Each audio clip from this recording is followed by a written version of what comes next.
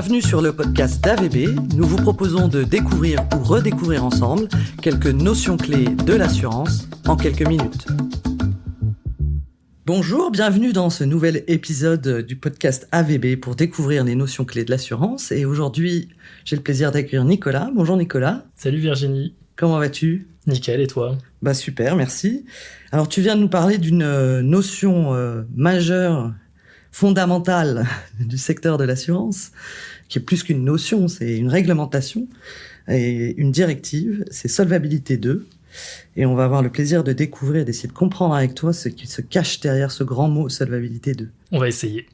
Alors déjà, est-ce que tu peux nous en expliquer les grands principes ? Oui, Solvabilité 2, c'est une directive européenne qui vise à uniformiser les règles qui permettent de définir la solvabilité d'une entreprise d'assurance, c'est-à-dire sa viabilité financière. Et on trouve quoi plus précisément dans Solvabilité 2 ? Il y a, j'imagine, pas mal de notions différentes derrière ce principe de solvabilité. On découpe notamment la directive en 3 grands piliers.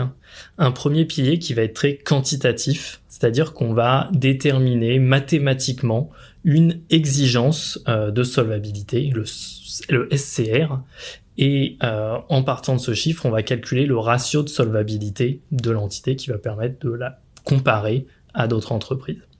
Ensuite, on va avoir un deuxième pilier plutôt autour de la gouvernance. Donc là, ça va être un petit peu d'étudier, de définir un petit peu tous les dispositifs de gestion des risques qui existent au sein de l'entité, comment est-ce qu'ils sont pilotés, comment est-ce qu'ils sont mesurés, comment ils sont reportés, etc., de manière à avoir une vision globale des risques d'une entreprise d'assurance. Et enfin, on a un troisième pilier qui est plutôt lié au reporting et à toutes les obligations justement en termes de rapports, de templates de reporting que va devoir respecter l'entité d'assurance. Bien, donc c'est riche, vaste, 3 piliers. Tu viens d'aborder une notion, là, le ratio de solvabilité, ou je crois que ça s'appelle aussi ratio de couverture. Est-ce que tu peux nous en dire un peu plus ? Qu'est-ce que c'est que ce ratio de couverture ? Oui, la directive définit le ratio de couverture comme le rapport entre les fonds propres Solvabilité 2 et le montant de SCR. Donc les fonds propres, on peut voir ça un petit peu comme la richesse de l'entité, c'est-à-dire les moyens financiers qu'elle va être en mesure de déployer si jamais des difficultés se présentent. Et de l'autre côté, on a donc le SCR, le Solvency Capital Requirement, qui représente le montant de fonds propres minimum que doit détenir l'entreprise pour exercer. Et en fait, on va calculer le rapport de ces deux montants, et si ce rapport est supérieur à 100%, alors l'entreprise est dite solvable.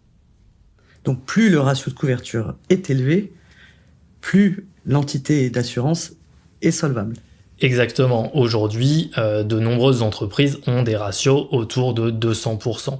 Les entreprises ayant des ratios proches de 100% sont plutôt l'exception.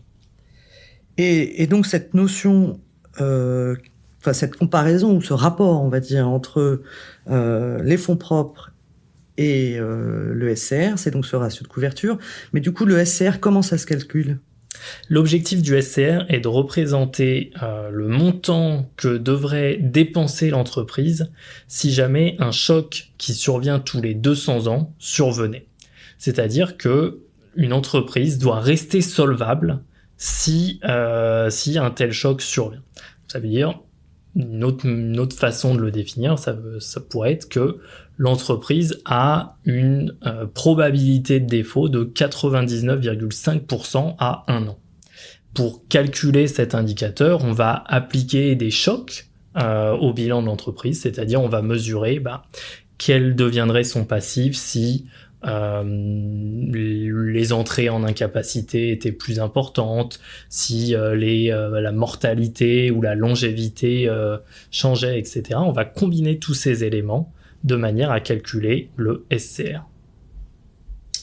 Merci beaucoup. Merci Virginie pour ton invitation. Je pense qu'on y voit un peu plus clair sur Solvabilité 2 et ça nous donne juste envie d'en connaître un peu plus et de rentrer dans le détail. Donc peut-être une prochaine fois sur des notions complémentaires. Avec plaisir. À bientôt. Salut.